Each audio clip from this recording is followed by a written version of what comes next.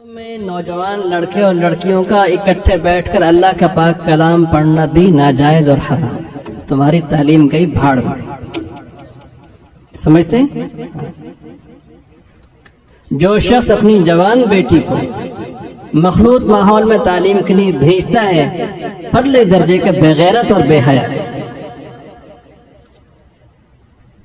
حیرت ہوتی ہے ان لوگوں پر، ان کی جرت پر جو اپنی بیٹیوں کو ہاسٹلوں میں بھیجتے ہیں، ایک ہی مہینے وہاں رہتے ہیں. قیامت میں جواب دینا پڑے گا. یہ امانت ہے، یہ محمد صلی اللہ علیہ وسلم کی بیٹیاں ہیں جن کا ظہور تمہارے گھروں میں ہوا ہے. کل قیامت میں کیا منہ دکھاؤ گے؟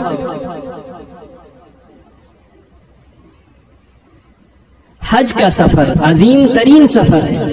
پاکیزگی سے شروع ہو کے پاکیزگی پہ ختم ہوتا ہے.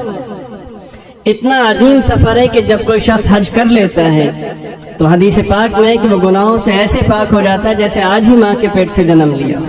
ایسے ہی ہے.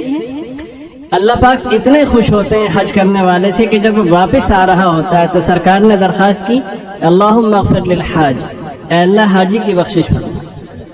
اور اگلی درخواست کی، وَلِمَنِ اسْتَغْفَرَ لَهُ الْحَاجِ، یا اللہ حاجی جس کے لیے دعا کرتا جائے ان سب کی بخشش فرما. ٹھیک ہے؟ ہوا کیا؟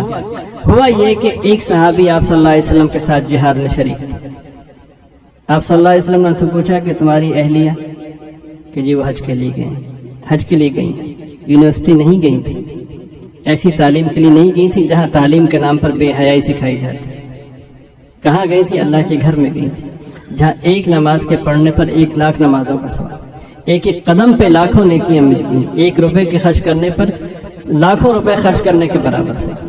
ایسے ہی ایسی جگہ گئی تھی کہ آدمی کو جب جیسی شعور میسر ہوتا ہے تب سے موت تک وہاں جانے کی تمنا کرتا اور بار بار کرتا، جہاں پاکیزگی سے بات شروع ہو کے پاکیزگی پہ ختم ہو. سرکار نے فرمایا کہ تمہاری اہلیہ حج پہ، کہ جی ان کے ساتھ کون ہے؟ ساتھ تو فرمایا نہیں، تمہیں جہاد جیسے عظیم فریضے میں شامل رہنے کی اجازت نہیں. یہاں سے جاؤ اور اپنی اہلیہ کے ساتھ حج کے سفر میں شریک ہو جاؤ.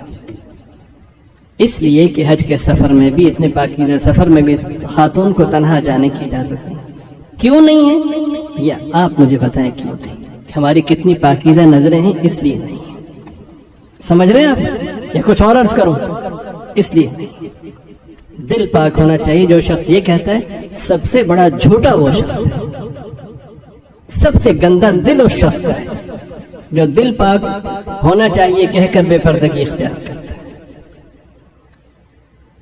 حقیقت وہ ہے جو نبی پاک صلی اللہ علیہ وسلم نے بیان فرمائی، باقی سب فراڈ ہے. اللہ تعالیٰ مجھے، آپ کو، ہم سب کو دین کو سمجھنے، اس کی عظمت کو پیش نظر رکھنے اور اخلاص کے ساتھ اس پر عمل کی توفیق عطا فرمائے. وآخر دعوانا ان الحمدللہ رب العالمین. میں نوجوان لڑکے اور لڑکیوں کا اکٹھے بیٹھ کر اللہ کا پاک کلام